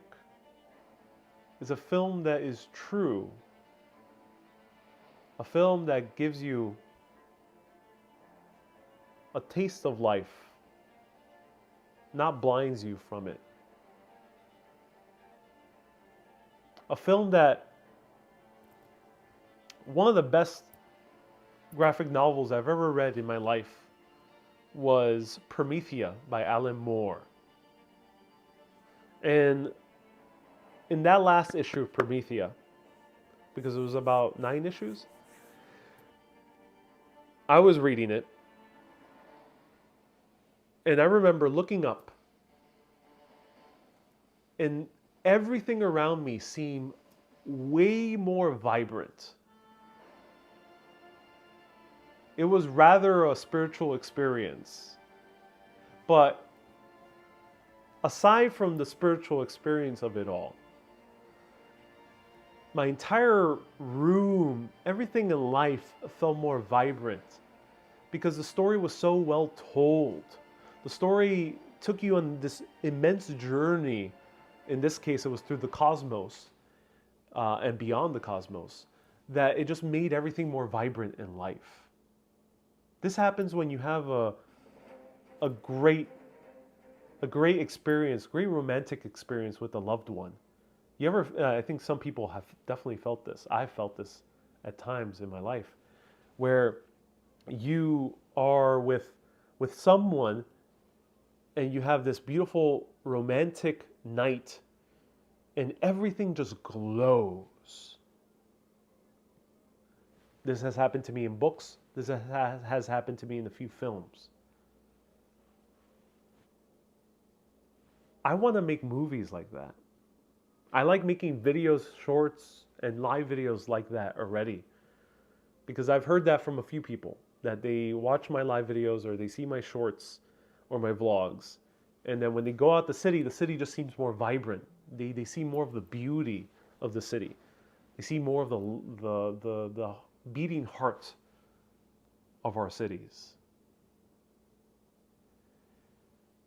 And that's the movies that I want to make. Those are the movies I want to make. I want you come out of the theater and life seems more vibrant. That's ultimately just the effect I want to give you. I just want to make your life just a bit more vibrant. That's it. Just a bit more vibrant. I don't care about anything else. Everything else is secondary. I just want your life to be a little bit more vibrant. I don't need to change your life. I don't need to change how you live your life. I don't care if it necessarily makes you, inspires you. That all comes secondary to me, honestly. I just want it to be a little bit more vibrant.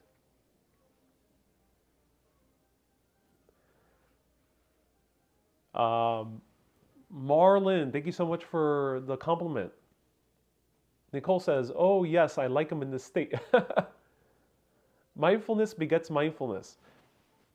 Thank you so much, Nicole. That state is what is called flow, and that was a flow of words right there. Yeah. So that's very important to capture on film. I could do it spoken, but to translate it into video, that's the finesse. That's what Rembrandt mastered in painting. You get that kind of special touch, makes for a great video. Reggie says that's like fatherhood and music, putting your own spin on it. That's why I love being my son to my father. Oh, Reggie, that's so cool. Yeah, I would say fatherhood does have some similarities. That's awesome. I haven't experienced fatherhood, but I definitely, of course, have seen fatherhood. I have an amazing father, so that's awesome to hear.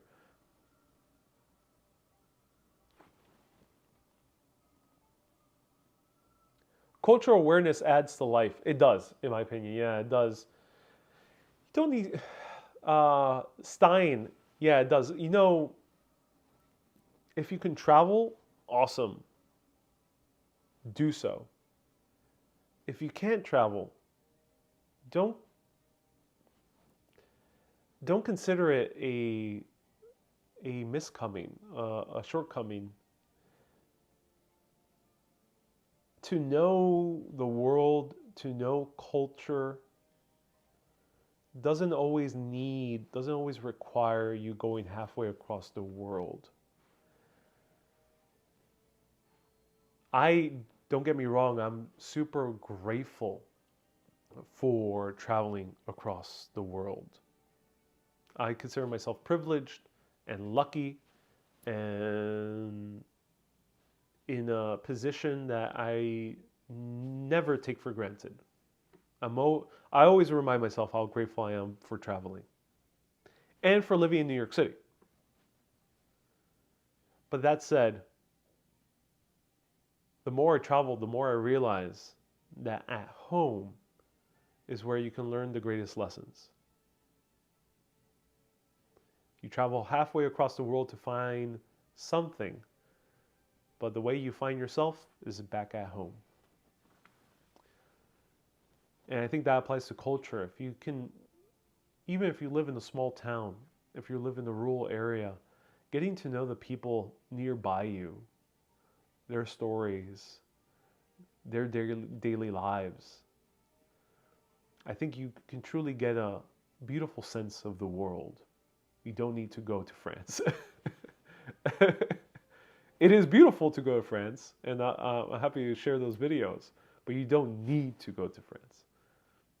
Cynthia says, read The Alchemist. It's one of my favorite books of all time. I would love to adapt The Alchemist into a film. It's a really hard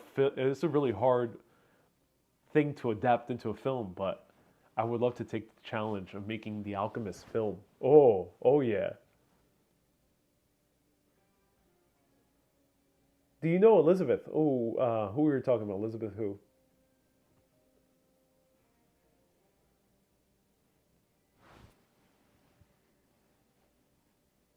Will you consider Thailand? Yeah, at some point, yeah. I definitely want to go to Bangkok, at least. Chiang Mai as well. There's a series sort of about New York City that's just like the sequel to Sex and the City, says Mary. Which one? Girls was not a sequel per se, but it was an evolution from Sex and the City. I think Girls was a really great series. Fortunately, it was people found it insufferable for good reason because the characters were insufferable because they were a mirror towards us. Janice, thank you so much for tuning in. I appreciate you.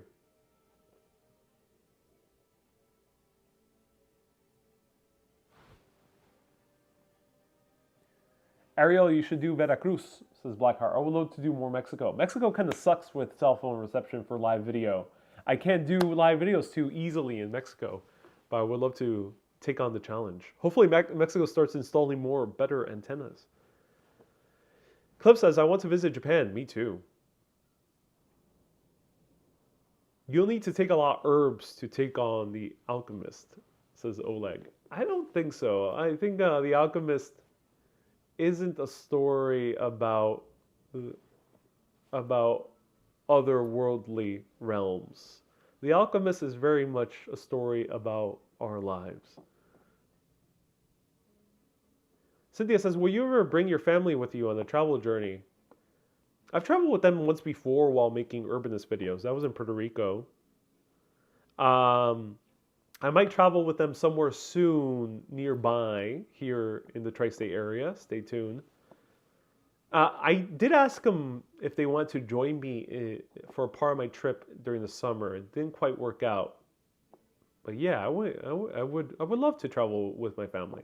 I'd love to show them, especially a place that I already know as well. Ron says, I'll be surprised. You'll be surprised that Philippines is a great cheap place to visit. Yes. Okay, everyone. I can round out to 2 hours.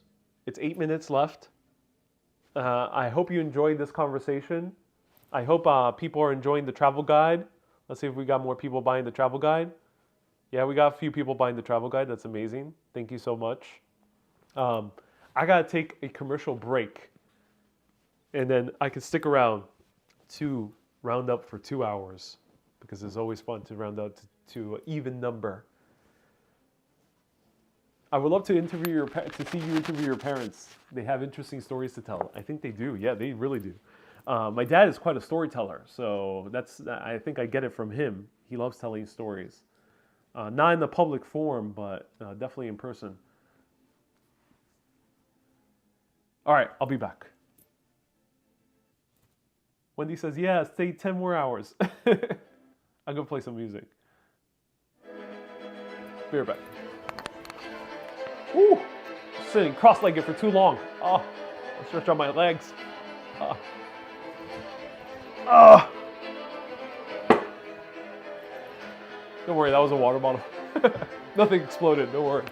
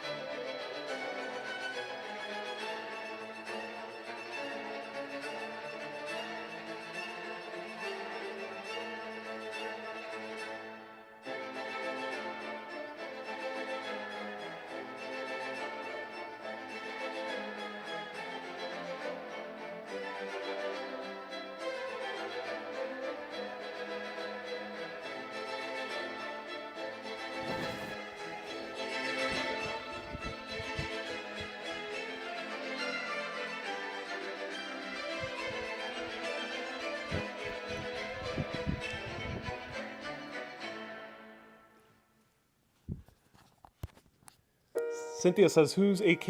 AK is Action Kid. He's a content creator here in New York City. Also covers Florida significantly a lot. A lot of fans of his. We have a lot of mutual fans, viewers, so people view both our live streams.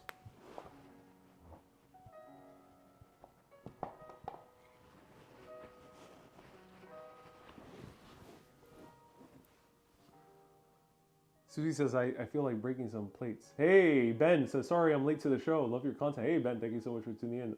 Alan says, I love your Ireland videos. Oh, I'm so glad you do. Thank you so much.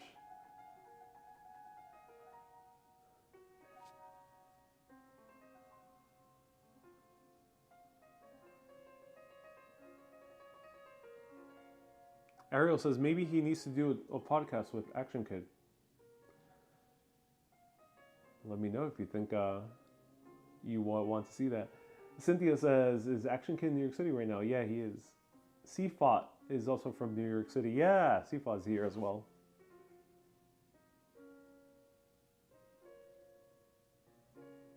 Jordan says, so he is wearing pants. Yes, I am. Cynthia says, I need a podcast. I've been tempted to somehow do a podcast. I have not found the best topic to do it. I like being on podcasts.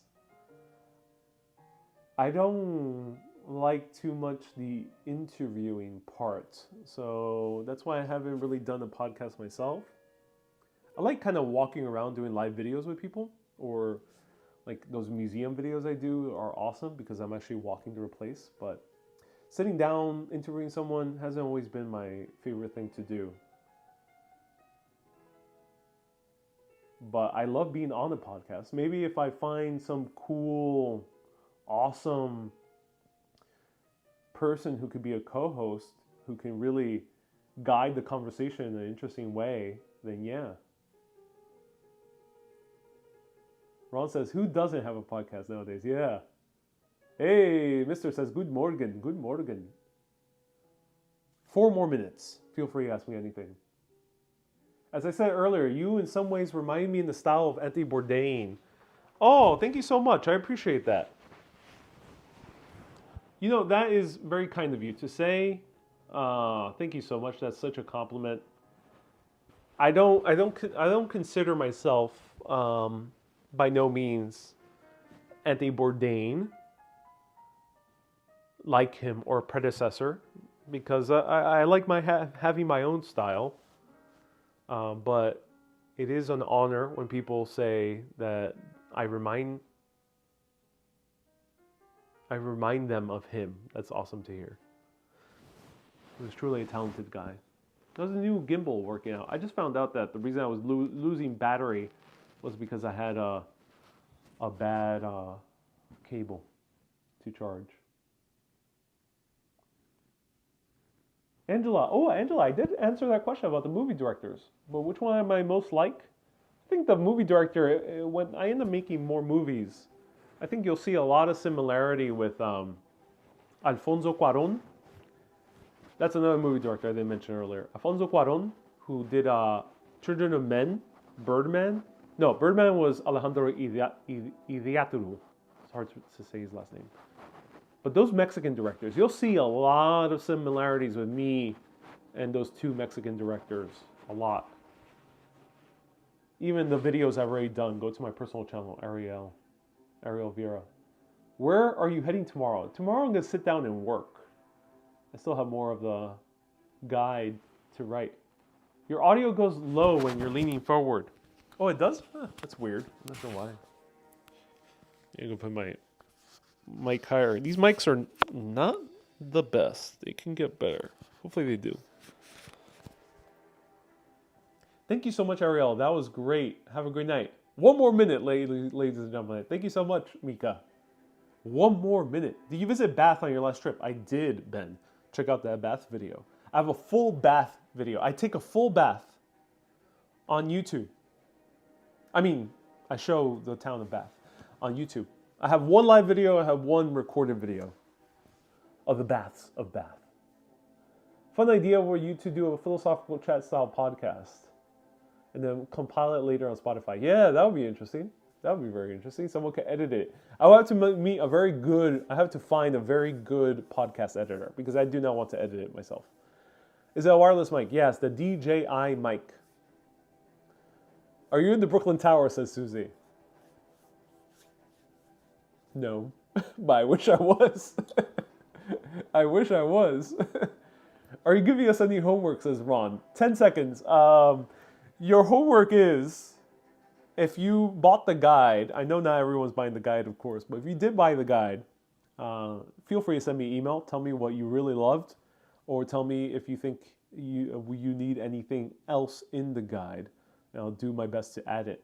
Otherwise than that, thank you everyone so much for tuning in. I appreciate you. Wherever you're watching, you can click on the link in my bio on TikTok in order to see the guide link. Also, you can get hotels up to 60% to 70% off.